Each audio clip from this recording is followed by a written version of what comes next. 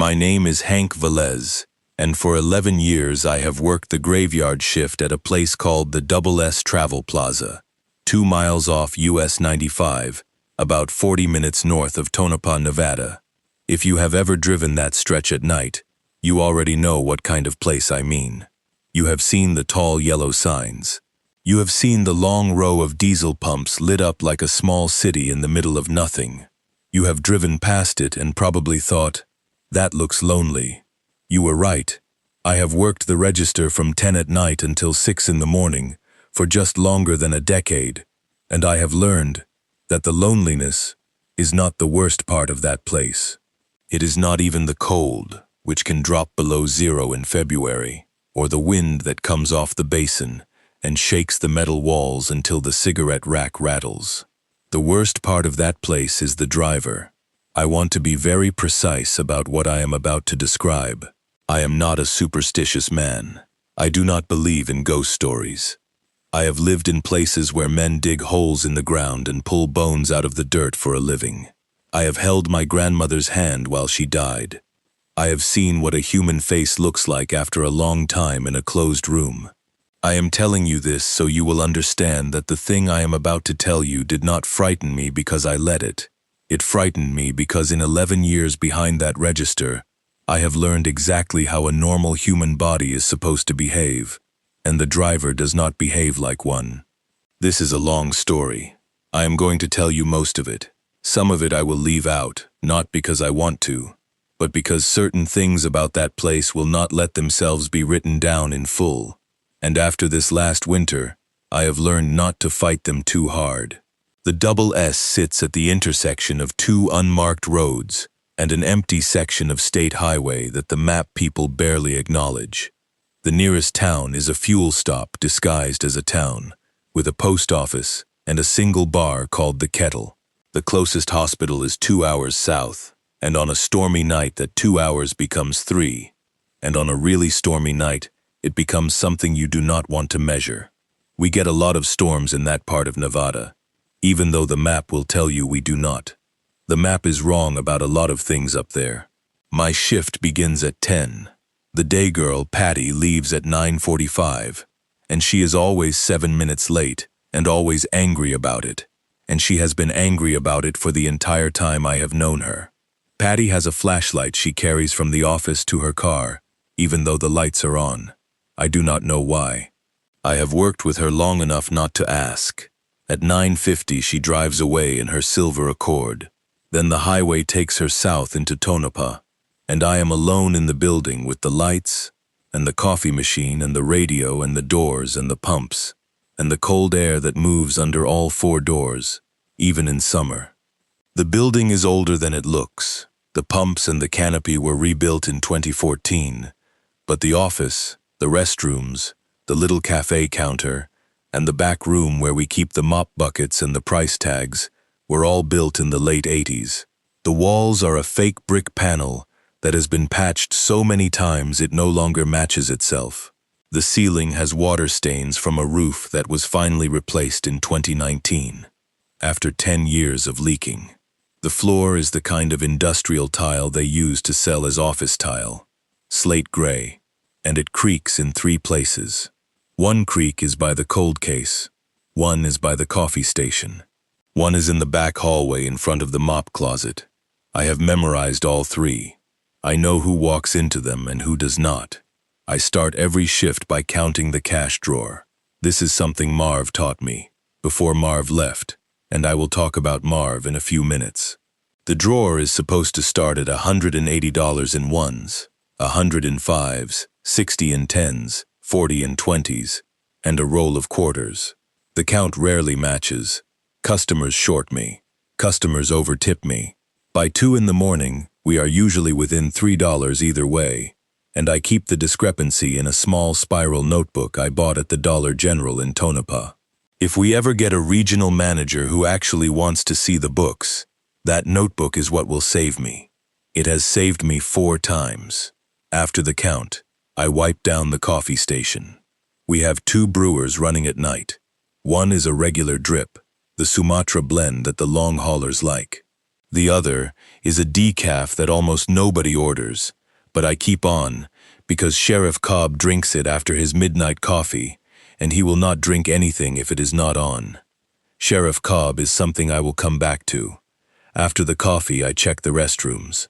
The men's room has a leak behind the second toilet that I keep meaning to report and never report, because the report will result in a plumber coming from Tonopah, and Tom the plumber is a man who tells long stories and touches everything in the building and leaves his cigarette butts in the parking lot.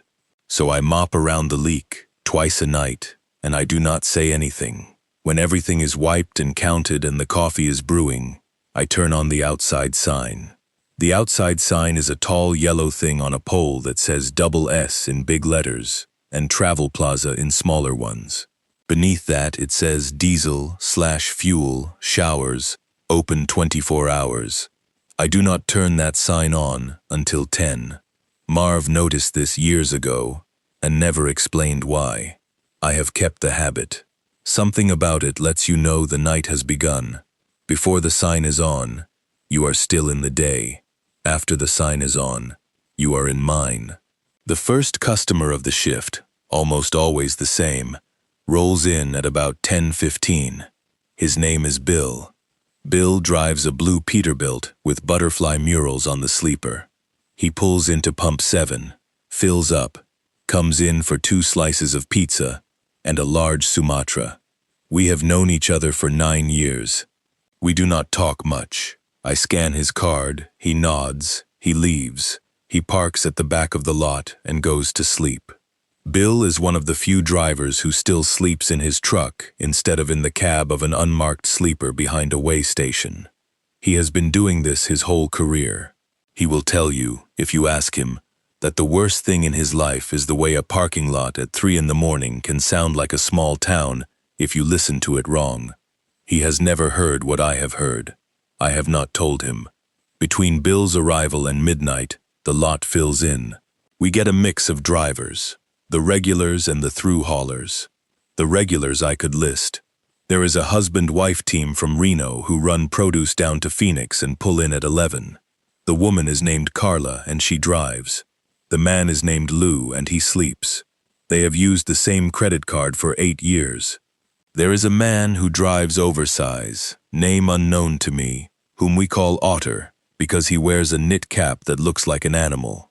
There is a young man named Travis who used to talk too much and now talks even less, because something happened to him in Utah that I will not describe here. There are about 15 others who come and go in patterns I can predict within 20 minutes. The through haulers are harder. They come in storms. They come in waves. They come in ones when someone has died up the road, or when the bridges are out, or when the construction at the state line has shifted again. The through haulers are why I keep the coffee on. At midnight, if the night is normal, the cash drawer is around $220, and I have served maybe 14 customers. By 2, I will have served another 20. By 4, another 5, because most the world has stopped driving by then, and the ones who are still awake and still on 95 are the ones you have to be careful about. They come in a kind of trance. They sit at the cafe counter with their food untouched, and they stare at the front window, and they do not say anything. They buy more coffee than they drink. They smile at me without showing their teeth. They thank me 3 times for a $5 sandwich. I have learned to be very polite to these people. I have also learned not to ask them where they are going. The answer is always the same. Down the road, I do not press.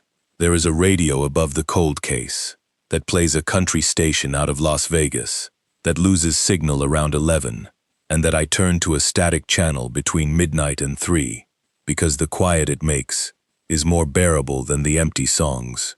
There is a small television behind the register that I keep on the Sheriff's Department's broadcast channel, audio only, which lets me hear the dispatcher talk about road closures and accidents. There are cameras on all 4 corners of the lot that record in a loop onto a hard drive in the back office. I know where the dead spots are, the cones in the lot the cameras cannot see. I am not the only one who knows this. By 3 in the morning, on a normal cold weeknight in February, The building has settled into a hum. The fluorescent light above the front counter buzzes a particular kind of buzz that I can hear from inside a customer's voice when they are talking to me. The heaters under the front windows tick as they warm and cool. The mop closet door shifts in its frame when the wind moves. A piece of metal trim around the back door's kickplate has been loose since 2018, and it clicks every time the back door closes. I have learned that sound so completely that I can tell when a customer has used the back door to come in instead of the front.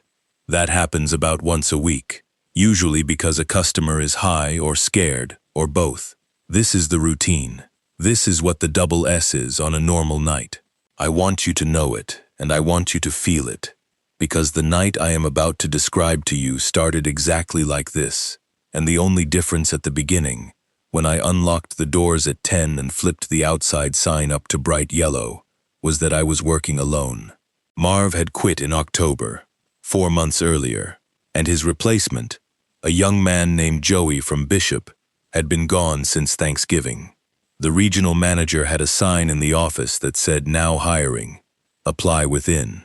That sign had been up since November. Nobody had answered it. I worked the shift alone for almost 2 weeks before that first night, and I have worked it alone for 2 months after. I will tell you now about Marv. Marv Cushman was the night cashier before me. Before Marv, the man who worked the shift was a man named Eddie Alvarez, who had been murdered by his wife's boyfriend in 2009 in a cabin outside Goldfield. Before Eddie, a man named Clyde who had died of a stroke behind the coffee machine in 2007. Before Clyde, a woman I never met who had been transferred to a different location. The graveyard shift keeps people, and then for reasons nobody can explain, it lets them go, and then a new one comes in, and then a new one comes in after that. I am now one of those new ones. There will be someone after me. I do not know who. Marv was 63 when he quit. He had worked the shift for 19 years. He had a small gray mustache, and he smoked cigarettes at the back door, in a windbreaker that had been black once, and was now the color of dried dirt. He always smelled like the inside of a glove compartment. He had a wife in Tonopah named Linda, whom he had not lived with for 9 years, and whom he still visited every Sunday. He had a daughter in Salt Lake City, who called him twice a year. He was, by every measure I knew how to apply to a man, the most ordinary human being I had ever worked with. He read paperback westerns behind the counter, and he drank the decaf, and he called everyone son, even if they were 45. He did not have any hobbies except radio scanner listening, and he did not tell stories. He was the kind of man whose presence in a room meant the room was okay. Marv and I worked together for 2 years before he quit. The 3rd year he worked alone. We shared the shift occasionally when the regional manager sent someone down to cover, but most nights it was one of us. Marv had trained me on the books, on the safe, on the ice machine, on the way the heater under the register clicks when it is about to fail. He had trained me on what to do if a customer tried to use a counterfeit 100. He had trained me on how to check a driver's CDL without making the driver angry. He had never, in 2 years, mentioned the driver. I learned about the driver by accident. The way you learn anything about the night shift at the Double S. You keep working, and you keep listening, and you keep your mouth shut when older men talk to themselves. It was August, the summer before last. Marv and I were closing the cafe station together at 2 in the morning, because the regional manager had flown a woman in from corporate to walk the building, and we wanted to look professional. While I was refilling the napkin dispenser, Marv was wiping the espresso wand, and he stopped, and he said, without looking up, "You ever had the customer that comes in once an hour?" I said no, I really had not. He said, "You will." I said, "Who is he?" Marv said, "He is no one. Stay on the hour. Stay on the slot. Do not look at him on the second cup." I asked him what he meant. He nodded, the way men nod when they have decided not to repeat themselves. He did not say another word about it that night. 2 weeks later, Marv and I had a customer come in with a busted headlight in need of a jump. He went out to the lot to help her, and I covered the register. While he was out, I opened the cash drawer to count it. Behind the dollar bills, rolled into the back of the drawer, was a green spiral notebook. It was Marv's small one, the same kind I use for my count notebook, except it was older. The cover was bent. The wire had rusted. The first page, when I opened it, had a name on it. Not a name I will tell you. The page also had a date, February 11th, 2009. Below the date was a list of 7 items, each written in a small, careful hand. I read them. They were the rules. They were written for the next person. They had been written for me. Marv caught me with the notebook. He came back in from the parking lot, and he saw me holding it, and he did not get angry. He did not take it from me. He walked behind the counter, sat on his stool, lit a cigarette by the back hall even though the building was supposed to be smoke-free, and he said, "Only once. Read it, then put it back." He said, "You and I are not going to talk about it because there is not anything to talk about. You follow it. That is what you do." There was a second conversation, later that same year, in the parking lot, after he had told me he was quitting. I drove a winter beater, and Marv drove an old brown pickup, and we stood between them in the cold. He said, "Do not quit." I said, "Why not?" "Because you are going." He said, "I am going because I am 63, and I want to see my granddaughter grow up. It is not because of him. I have worked it 19 years. I never had an incident. I am leaving because I want to leave, not because I am afraid." He said, "You keep working it because someone has to. The night does not stop just because you stop." He smoked, and he drove away, and I never saw him again. Once, in the spring, he called the store. He asked for me. He asked me if the lot had been quiet. I told him it had. He said, "Good." He said, "Stay on the hour." He hung up. What you have just read is everything Marv said to me about the driver in 2 years. The rest of what I know about the driver is what the green notebook says, and what the night shift taught me after I read it, and what I learned at the end of last winter that I should not have learned, and that made me write this down. Here are the rules as Marv wrote them. I am going to give them to you one at a time, and I am going to tell you the night I learned each one. Rule 1. Always serve him exactly 1 cup. Never pour a second, even if he asks. Marv wrote, on the same page, in smaller letters, "If a second cup ever leaves your hand while he is in the building, the night will not pass. He will sit. He will wait. He will watch the second cup cool, and he will not leave, and you will lose the hour." I learned this rule in October of that year. A week before Halloween, I had been warned. I had read the page twice. I had not yet met the driver in person, and I still held a private hope, the way you do when you have been handed something from a man you trust, that I was being told a campfire story, and that the truth of it would turn out to be much smaller. That is what we always hope, isn't it? That the thing is smaller. He arrived at 10:50. I had just finished serving Bill and was wiping down the spill tray. The bell on the front door rang, the bell being a small cast-iron thing above the door, with a thin clapper that does not so much chime as tap, and I looked up. A man walked in. He was in his mid-50s, that is what I remember, and he wore a tan canvas coat and a faded orange ball cap with no logo, and his hands hung at his sides. He had a face. He had a normal face, with all the parts you expect. He was very thin, and he was very clean, in the way a man can be clean after he has been driving alone for a long time, and that is the way he prefers to be. He came to the counter. He said, "Black, please, small, to go." I poured him a small. I put a sleeve on it. He set a 5 on the counter. I told him the total was $2.17. He nodded. He put a quarter next to the 5. I made change. He took the cup in his right hand, and as his hand touched the cup, he did something that I want you to remember, because it is the part I cannot explain, and that I will come back to later. He did not lift the cup to drink. He held it, with his hand around the middle of the cup, And he stood there for a moment, and he smiled a very small smile at the coffee, and then he said, "Thank you. I'll be back on the hour." I nodded. He left. He walked past the register to the door. He went out. From the window, I watched him cross the parking lot to a blue, unmarked cabover truck, the make of which I did not recognize. He opened the passenger door. He climbed in. The truck's lights came on for a moment, then shut off, and the truck was dark. I stood behind the register for a while. The bell had not rung again. There was no other customer. I thought, that is what Marv meant. That was the customer. Once an hour. On the hour. I did not know yet what he was. I did not know yet what the rule was for. 11 o'clock came. The bells rang.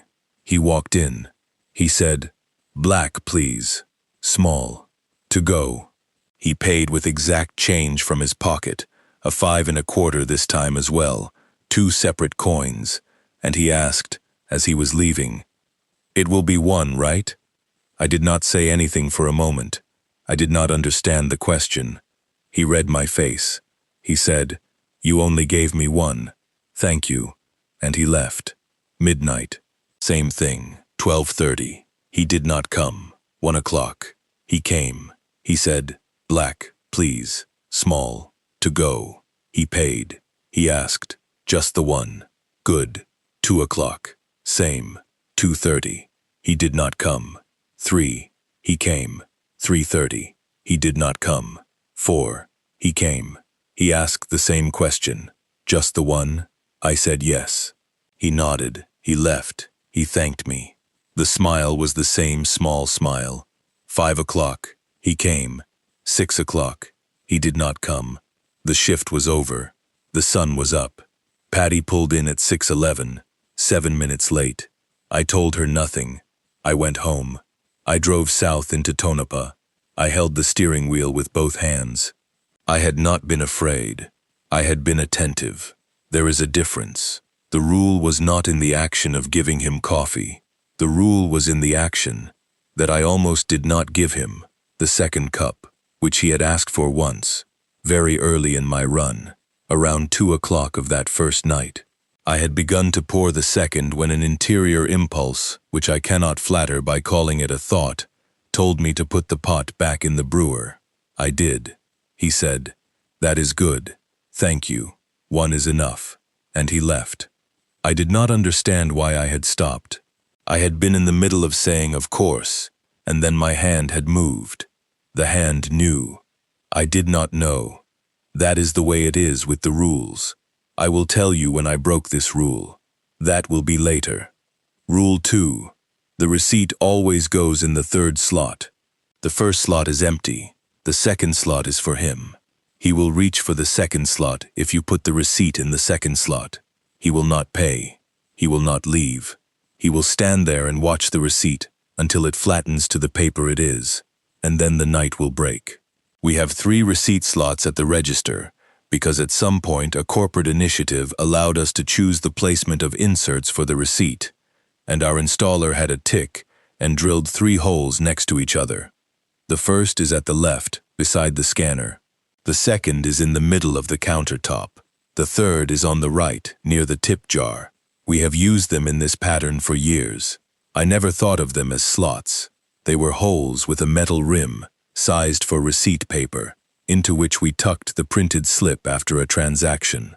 People read the receipts. People lose receipts. People leave receipts on the counter. There is nothing strange about them. There is nothing strange about any of this. There is nothing strange about any of this. The driver came on the hour. The driver asked for a coffee. The driver paid. The driver said, "Could I have my receipt, please?" I pulled the receipt. I looked at it. I saw that it had been printed with a small wrinkle in the upper right corner from the printer. I lifted my hand. The 3 holes were in front of me.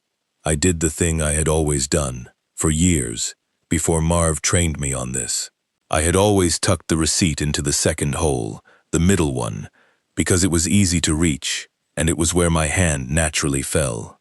I did this. I tucked the receipt into the second hole. He had not touched the receipt yet. He was looking at me. He asked, "In which one?" I said, "Second." He did something with his face that I can describe only as a slackening, like a person who had been holding his face in a particular shape for a long time, and who had given up. He did not look at the second hole. He looked at the first hole. He looked at the third hole. He asked me, "The third is open. May I have it there?" I did not understand the question. I moved the receipt to the third hole. He took it. He thanked me. He left. He asked me this 4 times over the next 4 hours. "May I have it in the third?" I said yes every time. I noticed, after the 3rd time, that the question was the same. I checked the holes. The second hole had nothing in it. The first hole had nothing in it. The third hole, when I looked at it, was empty. There was no hole. I do not know how to describe this. The hole was there. The receipt was not. The hole was empty. Marv had written in the green notebook, after the rule, in small letters, "He wants the receipt close to the jar. That is the third. The second is for someone who does not come in our store. You do not want to put anything in the second. If you do not believe me, you will believe him." I had put a receipt in the second hole 100 times in 2 years, and I had never heard of any incident. Since I read the rule, I have not done it again. The first hole is not for receipts. I do not use the first hole. I do not put anything in it. I do not put my hands near it. The first hole is not for us. I do not want to talk about the second hole. I am respecting a boundary I am not going to cross, because I have already crossed it once. I will tell you about that later. Rule 3. He will not wear sunglasses. If he arrives wearing sunglasses, you put the cloth on the counter. Do not ask. Marv wrote, in the same careful hand, beneath the rule, "The cloth is in the back of the drawer under the receipt rolls. It is brown. It is not yours. You will know it when you feel it.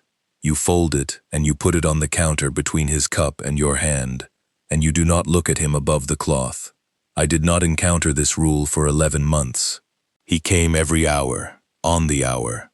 I learned his schedule. He came at every hour from 10:50 through 5:50, twice a winter, depending on the weather.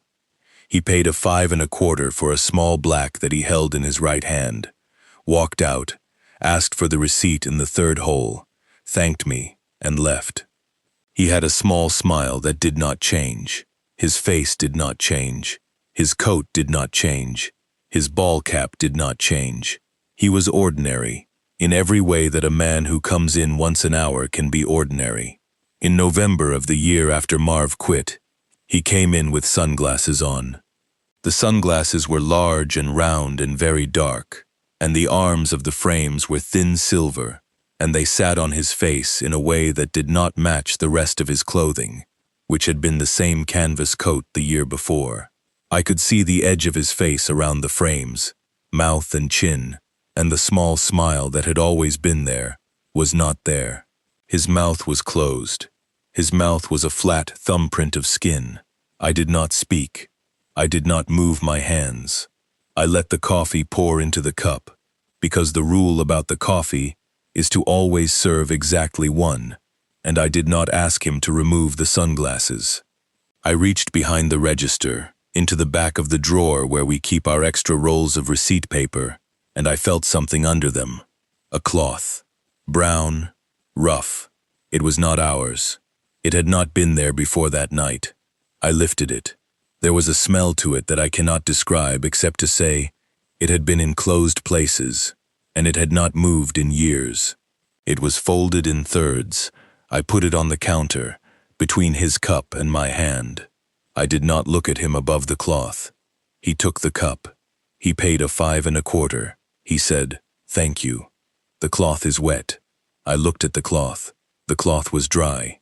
He said, "Yes, it is wet. I see you seeing it. May I have my receipt in the third?" I pulled the receipt and I slid it into the third hole, slowly, and he took it and he left. I do not know what he saw when he saw the cloth.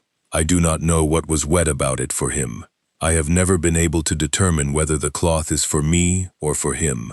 I keep it in the back of the drawer. I have used it twice since that night. Both times in winter, both times when he came wearing sunglasses, both times when I folded it on the counter and did not look at him above it. The third time I would have used it, I did not have it. You will read about the third time later. The cloth is on my kitchen counter right now, in a plastic bag.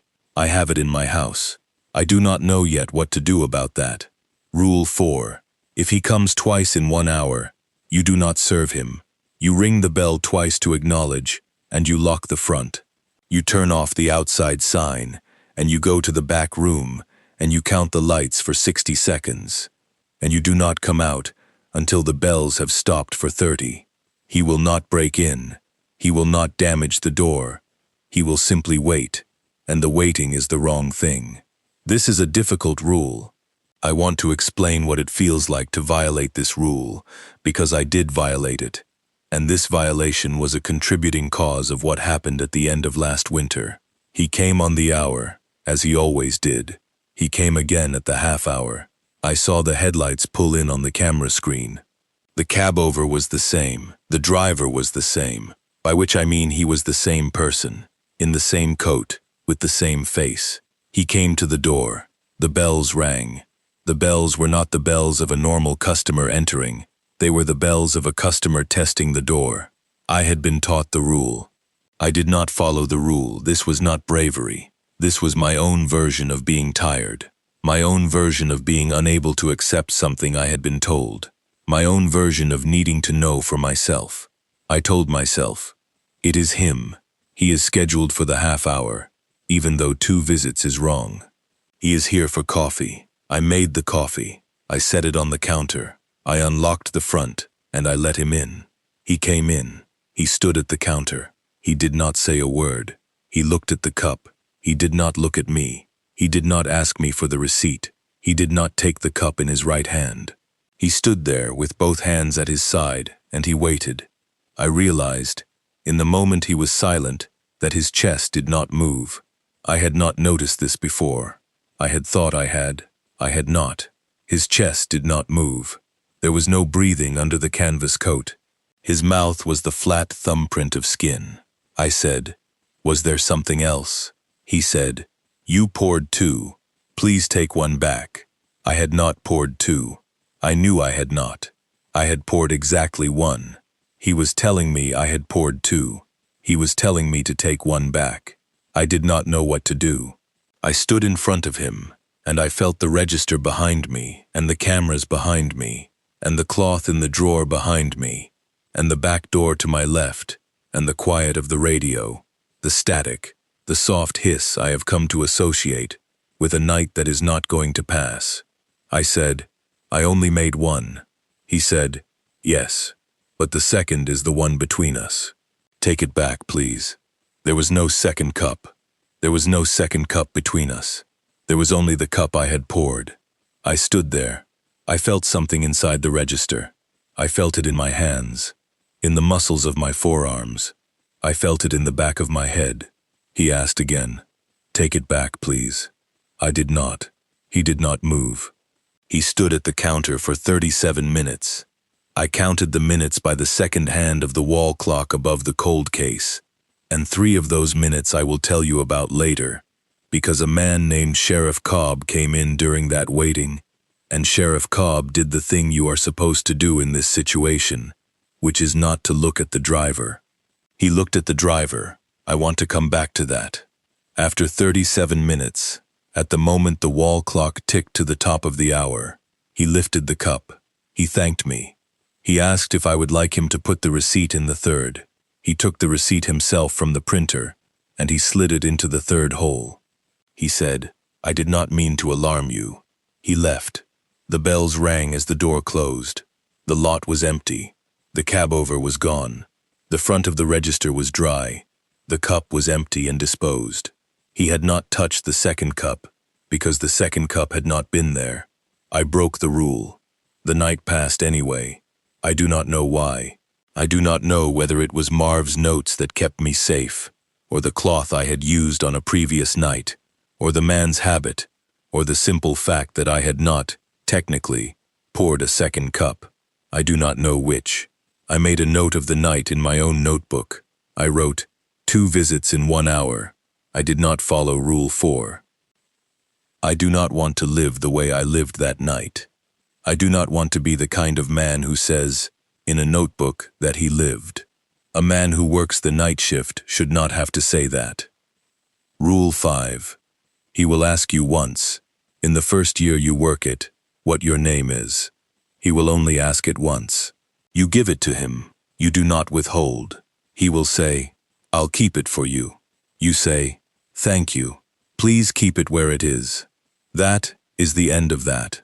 I want to be very careful with this one, because what follows is what Marv did not write down, what the night shift taught me, and what I think is the worst part of the job. His name is not on his credit card. There is no credit card. He pays in cash. He pays a 5 1/4. He pays the same 5 1/4, twice, 3 times, 4 times an hour. The bills do not look new. They do not look old. They are crisp in the way that bills can be crisp if they have been pressed. The coins are quarters that he produces from his right pants pocket in a way that does not involve reaching, by which I mean, when his hand goes to his pocket and comes out, the action of retrieval is invisible, and the quarter is in his fingers. There is no searching. There is no finding. There is a quarter. When he asked my name, it was a Tuesday. It was at 3 in the morning. It was raining. The bells rang. He walked in. He ordered the small. He paid. He asked, do you have a name, or are you just the man here? I said my name is Hank. He nodded. He said, I'll keep it for you. I did not know what to say. I said, thank you. Please keep it where it is. He said, where would you like it kept? I said, anywhere not here. He smiled the small smile, and the smile was a real smile this time, and he said, I will keep it for you. He left. He did not say anything else. He did not repeat my name. He did not write it down. He did not give me a card. He left. I have thought about what he meant ever since. He is keeping it. He has kept it. He does something with the names he is given. He collects them. He is the thing you do not want to be collecting names for.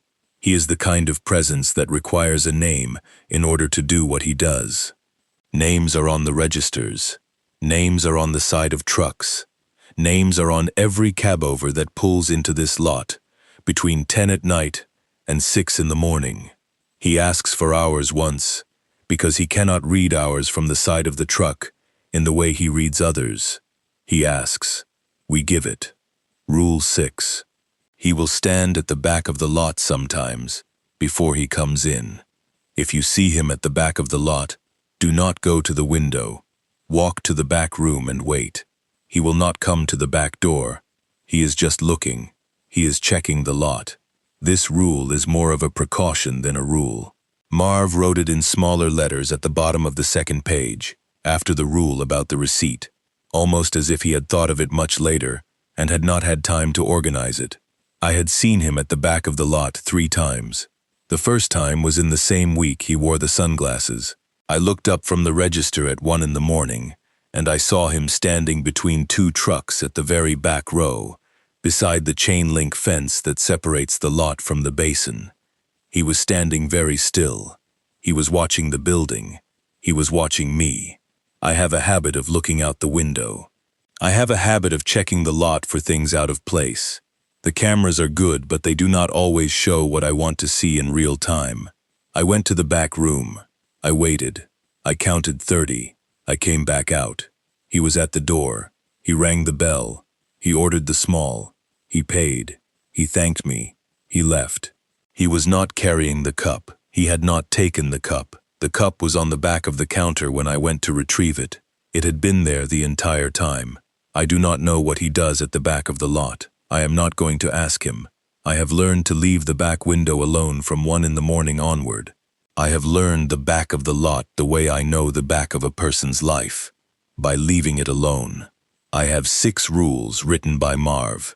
I keep them, in order, on a single page inside my own green notebook, and I have added one of my own at the bottom, because of what happened last February. I will tell you about that one last. For 2 winters the rules held. He came on the hour. He asked for the small. He paid exact change. He asked for the receipt in the third.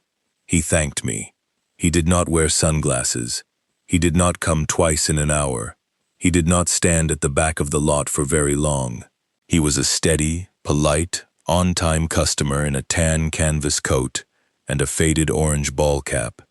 And he had a name that he did not give me, and that I did not ask for. And he asked mine, and he kept it. And that was the arrangement. I made my money. I read my books. I did not have to think about the arrangement. I had followed the rules. The shift passed. It is because I followed the rules that what happened last February was so unexpected. I would like to say I should have known it was coming. I did know it was coming. The week before it happened, 3 things occurred that I have never been able to dismiss, and I have tried. The first was a customer. Came in at 1 in the morning. Her name was Carla, the produce driver from Reno, and her co-driver, the man who sleeps, was not asleep. He was at the cafe counter with a banana and a bottle of water, and he was staring at the door, and he was talking to himself, in a voice too low to understand. Carla came to the register. She said, "The man in the orange cap is out by our truck." I did not know who she meant. She said, "He keeps walking back. I don't know what he wants." I told her I would go out. I did not go out. The rule said to walk to the back room. I walked to the back room. I counted to 30. I came out. The bells did not ring for a long time. He came in at 2:13, 15 minutes late. I had not seen the screen. I had not checked the camera. I was serving a customer at the counter, the woman who had come in with a busted headlight and who had bought coffee for her husband. He came in. He stood at the counter beside her. He did not say anything. He did not look at her. He did not look at me. He stood there until the customer left. Then he said, "Black, please, small, to go. I'm a little late." I poured him the coffee. He paid. He said, "The receipt in the third, please." I pulled the receipt. I half-tucked it. The paper caught on the lip of the third hole, and the receipt dangled half in, half out. He looked at it. He said, "In, please." I pushed it in. He thanked me. He left. The second was the cloth. I went to the back of the drawer for receipt rolls and I pulled the wrong stack and the cloth fell out. It was in a fold I had not made. It was folded the way you would fold a flag. I did not touch it. I put my gloves on. I picked it up. I put it back in its place. The fact that it had folded itself did not surprise me, because I had been told by what is in the drawer that this place is not the kind of place where things are surprised by things. The third was Marv's call. He called at 3 in the afternoon on a Wednesday when I was sleeping. He did not leave a message. He did not call back. He had not called in 3 years. That was enough. I went to the shift that night. I did the count. I made the coffee. I flipped the sign. I unlocked at 10. The night was very cold. It was -8. The wind was at 23 miles an hour. The basin was white with snow at the horizon. Sheriff Cobb came in at his regular midnight, and he drank his decaf, and he told me about a missing person up near Silver Peak, a driller who had not come home from his rotation. The driller had been gone 11 days. Sheriff Cobb said, "11 days, Hank. 11 days and not a scrap of him." I nodded. I told him the night had been quiet. He told me to keep it that way. Midnight came. The bells did not ring. I stood behind the register for 90 seconds. I looked at the camera. The cab-over was not at the pumps. I waited longer. The bells rang at 12:12. He came in. He was not in the canvas coat. He was in a coat I had never seen. A long canvas duster, dark brown, with a high collar, the kind of coat a man wears on a plane in winter in the 1870s. He had the same orange cap, but the orange was brighter, and the brim of the cap sat lower on his brow than it had before. His face was the same, except the small smile was different, and the way it was set on his face was different. The smile was wider. He was thinner. The skin on his face was tighter to the bone. He said, "Black, please, small to go." I poured him the small. He paid a 5 1/4. He said, "The receipt in the third, please." I pulled it. I tucked it in. He said, "It is cold tonight." I said it was. He said, "It is colder than that. There is a man outside in the dark I have been trying to bring in." I did not say anything. He said, "I have been waiting. He doesn't want to come in. He is afraid of the bells." I said, "Who is he?" He said, "The driller, Silver Peak. He is very tired." He said, "He told me he has been out there 11 days. I said, "11 days is too long." He said, "Yes." I told him, "Come in. I'll buy you a coffee. I'll keep it for you." He looked at me with the wider smile. He said, "He wants to come in, Hank. He is afraid of the door." He called me by my name. I thought about this. I am not a brave man. I am not a cruel man. I am a man who has worked a register for 11 years, and who has tried to do the right thing in each of those years. He had asked me a question. The question was implicit in what he had said. He was asking me to unlock the deadbolt on the front door and stand aside. He was asking me to use my inside knowledge of the bells to allow a dead man to enter a building where I had been told, by the very man who had written the rules, that not everyone belonged. I thought, "This is not your job. This is not your place." I said, "I can't open the side door. I'm sorry." He said, "That is fair." He said, "He is waiting. He has been waiting a long time." He said, "I will keep him out there a little while longer. I will see him next month." I said, "Why is he afraid of the bells?" He said, "He thinks the bells are for him. He is right to think that, but he is wrong. The bells are not for him. The bells are for the customers." He looked at me for what felt like a long time, and he said, "You have a different name in the book. I have read it. I have kept it. I will keep it until you do not need a name. That is the arrangement." He thanked me. He asked, "May I keep the cloth for tonight?" I said, "You may not." He nodded. He did not ask again. He finished his coffee. He put the cup on the counter. He put a quarter beside it. He said, "For your time." He left. I did not know what to do. I stood behind the register. I looked at the cup.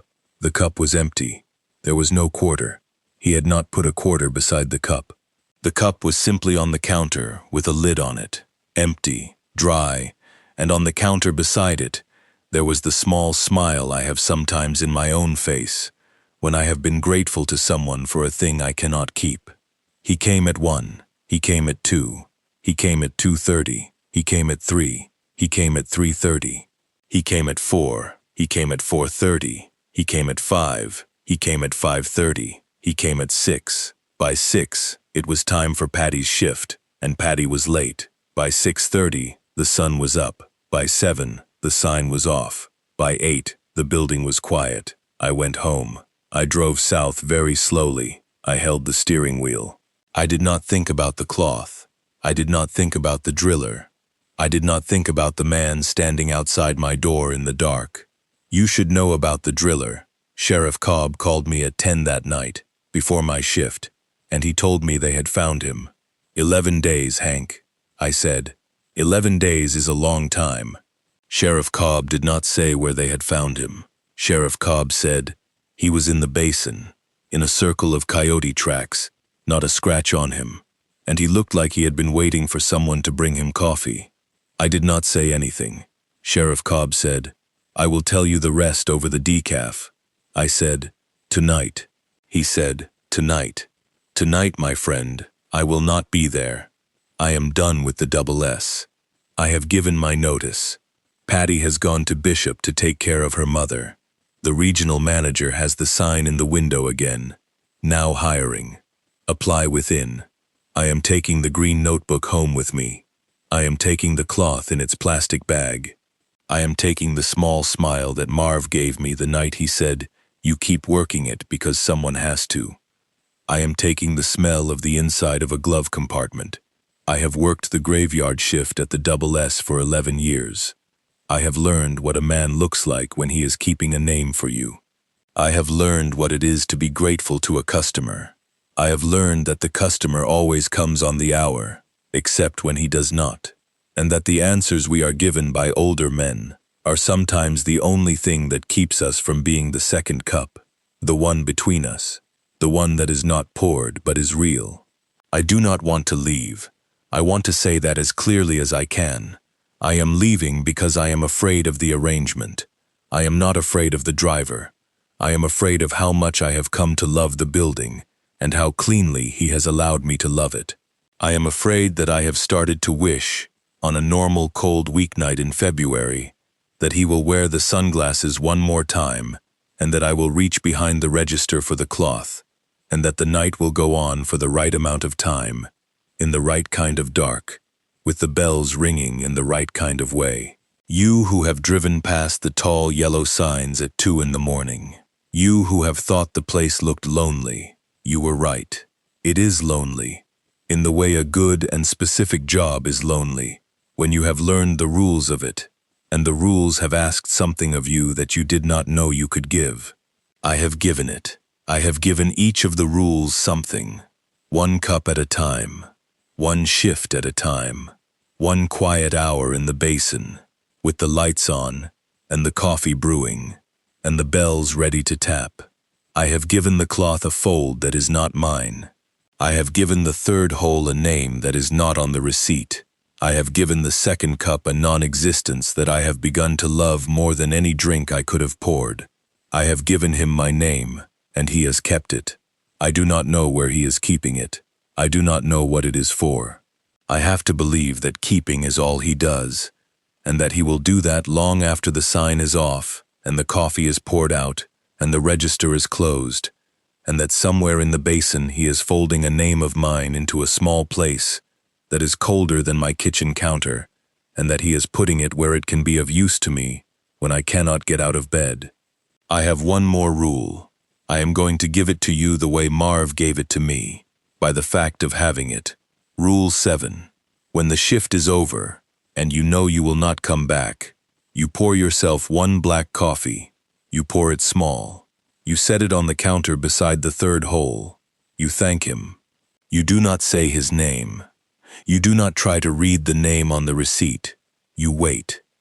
You wait until the bells ring for the last time.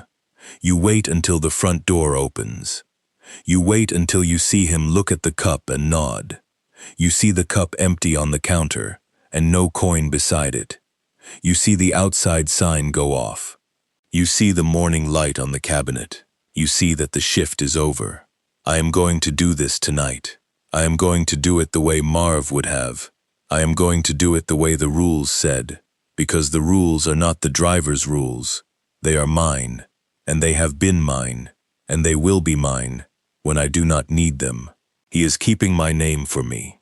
He is going to keep it in the 3rd hole, in the cloth, in the cup that is not poured, in the half hour that did not ring, in the basin, in the fold. I am taking the job with me. I do not know where I am going. I know that whenever I am asked what I used to do, I will tell them I worked the night shift at a truck stop in Nevada, and that the same driver came every hour, and that for 11 years I let him ring the bell. I will tell them the bells rang in the right kind of way. I will tell them I did not pour the 2nd cup. I will tell them the cloth folded itself.